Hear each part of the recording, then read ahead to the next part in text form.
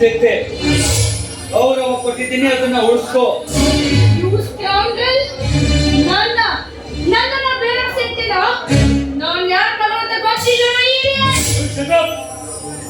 Respect ಕೊಟ್ಟು ಮಾತಾಡೋದನ್ನ ಕಲ್ತ್ಕೋ.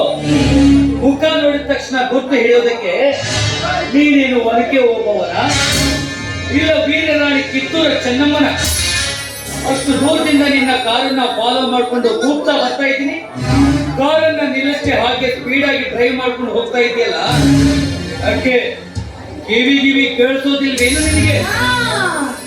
ಕಿವಿಯೂ ಕೇಳಿಸುತ್ತೆ, ಕಣ್ಣು ಕಾಣಿಸುತ್ತೆ. ಬಾಯ್. ಸ್ಮಾರ್ಟ್ ಹ್ಯಾಂಡ್ಸಮ್ ಹುಡುಗರ ಜೊತೆ ಚೇಸ್ ಮಾಡೋದು ಅಂದ್ರೆ ತುಂಬಾ ಇಷ್ಟ. ನಿನ್ನ ಇಷ್ಟ ಕಷ್ಟನ ಕೇಳೋದಕ್ಕೆ ನಾನು ಇಲ್ಲಿ ಬಂದಿಲ್ಲ. ಅಲ್ಲಿ ನಿನ್ನಿಂದ ಏನು ಅನಾಹುತ ಆಗಿದೆ ಅಂತ ಗೊತ್ತೇನು? ಯಾವ್ದು ಭಿಕಾರಿಯಿಂದಲೇ ನನ್ನ ಕಾರಿಗೆ ಅಡ್ಡ ಬಂದ. ಆ ಗಾಡಿಗೆ ನನ್ನ ಕಾರ್ ಗಾಡಿ ಸ್ವಲ್ಪ ಟಚ್ ಆಯ್ತು. It's common. ನಿನ್ನ ಶ್ರೀಮಂತಿಕೆ ಸೊಕ್ಕಿನಲ್ಲಿ ಒಬ್ಬ ಬಡ ವಿದ್ಯಾರ್ಥಿಯ ಪ್ರಾಣ ತೆಗೆಯೋದು ನಿನಗೆ ಕಾಮನ್ ಅಲ್ವೇನು? ಈಗ ಹುಡುಗನ ಪ್ರಾಣ ಹೋಗಿ ಪ್ರಾಣ ಹೋಗಿಲ್ಲ, ಒಂದು ಕಾಲು ಹೋಗಿದೆ. ಒಂದು ಕಾಲು ಅಷ್ಟೇ ತಾನೇ.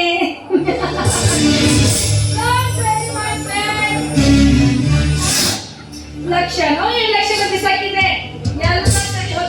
ನೀರು ಬಿಸಾಕು 1 ಲಕ್ಷ 2 ಲಕ್ಷದಿಂದ ಕಳ್ಕೊಂಡಿರೋವನ ಕಾಲನ್ನ ಮತ್ತೆ ತಂದು ಕೊಡೋದಕ್ಕಾಗೋದಿಲ್ಲ. ಇದಕ್ಕಿಂತ ಹೆಚ್ಚಿನ ನನ್ನಿಂದ ಮಾಡಕ್ಕಾಗಲ್ಲ. ಇದು ಆ ಮಗುವಿನ ಭವಿಷ್ಯದ ಪ್ರಶ್ನೆ. ನಾನೇನು ಮಾಡಿ ನನ್ನ ಕಾರಿಗೆ ಅಡ್ಡ ಬಂದು ಕಾಲು ಮುಟ್ಕೊಂತ ನಾನು ಅವ್ರಿಗೆ ಹೇಳಿದ್ದೀನಿ. ಹೇಳಿಲ್ಲ, ಆದ್ರೆ ಪಬ್ಲಿಕ್ ರೋಡ್ ನಲ್ಲಿ, ಅದು ಸಿಟಿ ಒಳಗಡೆ 40 ಕಿಲೋಮೀಟರ್ ಒಳಗಡೆ ಕಾರನ್ನ ಡ್ರೈವ್ ಮಾಡ್ಬೇಕು ಅನ್ನೋ ರೂಲ್ಸ್ ಗೊತ್ತಿಲ್ವೇನು ನಿನಗೆ?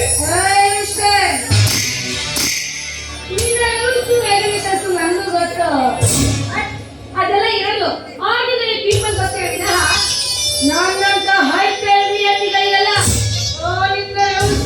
ಎಲ್ಲ ಗೊತ್ತಿತ್ತು ಕಾನೂನು ಮೀರಿ ನಡೆಯೋದಕ್ಕೆ ನೀನೇನು ಎಲಿಜಿಬೆತ್ ರಾಣಿ ಅಲ್ಲ. ನನ್ನ ಮನೆ ಬಾಗ್ಲ ಕಾಯೋಣ ನೀನು. ನನ್ಗೆ ಬಾಯಿ ಬಿಡ್ತಿ ಮಾತಾಡ್ತೀಯ? ನಾನ್ ಯಾರ ಮಗಳು ಅಂತ ಗೊತ್ತು ತಾನೆ? ಗೊತ್ತು, ನೀನೊಂದು 10 ಮೀರಿದ ಹೆಣ್ಣಂತಾನು ಗೊತ್ತು. ನಿಮ್ಮಪ್ಪ ಒಬ್ಬ ದೇಶಭ್ರಷ್ಟ ರಾಜಕಾರಣಿ ಅನ್ನೋ ನನಗೆ ಚೆನ್ನಾಗಿ ಗೊತ್ತು. ನಮ್ಮ ತಂದೆಗೆ ದೇಶಭ್ರಷ್ಟ ರಾಜಕಾರಣಿ ಅಂತೀರಾ? ಈ ಕುಚ್ಚಿನ ಕೆಳಗಿನವರು ಈ ಊರಲ್ಲೇ ಇರೋದಿಲ್ಲ. ಅದು ಗೊತ್ತಿಲ್ಲ. ಈ ಪ್ರತಾಪನ ಕೆಂಗಣ್ಣಿಗೆ ಗುರಿಯಾದವರು ಈ ಲೋಕದಲ್ಲಿ ಇದುವರೆಗೂ ಯಾರು ಉಳಿದೇ ಇಲ್ಲ. ಅದು ನಿನಗೆ ಗೊತ್ತೇನೆ.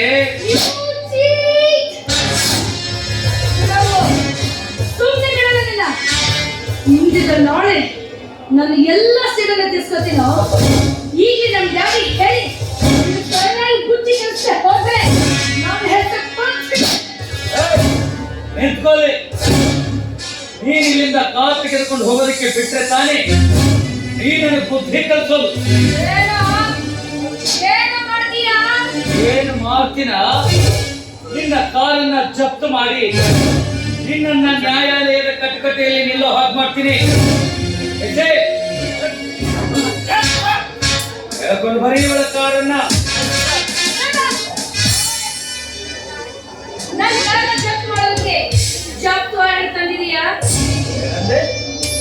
ಪೊಲೀಸರ ಹತ್ರ ಜಪ್ತು ವಾರೆಂಟ್ ಕೇಳ್ತೀಯ? ಕೇಸ್ ನಂಬರ್ 1 ನಂಬರ್ 1 ಮಾನ್ಯ ಗೃಹಮಂತ್ರಿಯಾದ ಶ್ರೀಯುತ ನರಸಿಂಹರಾವ್ ಸುಪುತ್ರಿಯಾದ ಕುಮಾರಿ ಕೃತ್ಯಂ ಯುವತಿಯು ಕಾರ್ ನಂಬರ್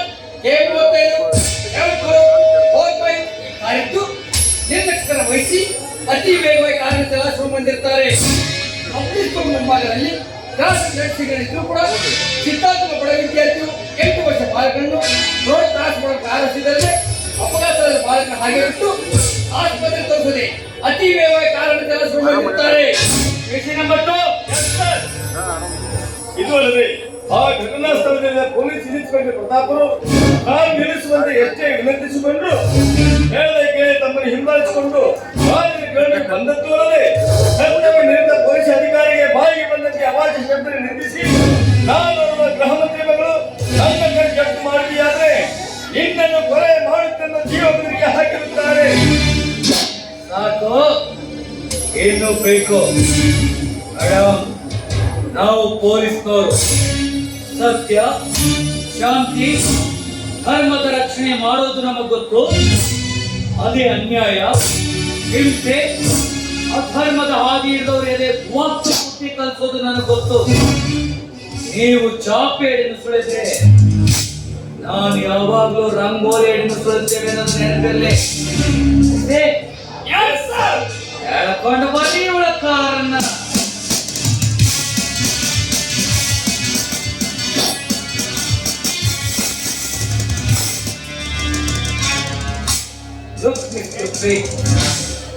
ಮನುಷ್ಯನಿಗೆ ಆಸ್ತಿ, ಅಂತಸ್ತು, ಅಧಿಕಾರ ಯಾವತ್ತೂ ಶಾಶ್ವತವಾಗಿ ಉಳಿಯೋದಿಲ್ಲ.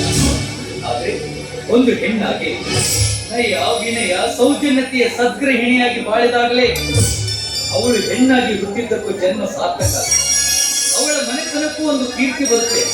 ಆದ್ರೆ ನಾನು ಎಂಬ ಅಹಂಕಾರ ಹೆಣ್ಣಿಗೆ ಒಳ್ಳೆಯದಲ್ಲ. ಹೆಣ್ಣು ಹೆಣ್ಣಾಗಿ ಬಾಳಿದಾಗಲೇ ಬಾಳಿಗೊಂದು ಕಣ್ಣು, ಇಲ್ಲವಾದ್ರೆ ಅವಳೊಂದು ವಾಸಿ ಆಗಲಾದಂತ ದೊಡ್ಡ ಹುಣ್ಣು.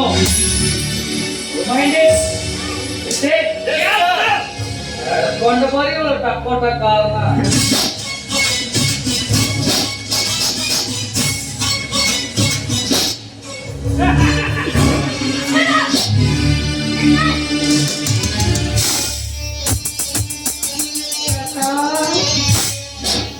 ನನ್ನ ಮನೆ ಬಾಗ್ಲ ಕೈಯ ನಾಯಿ ಕಂಡ ನೀನು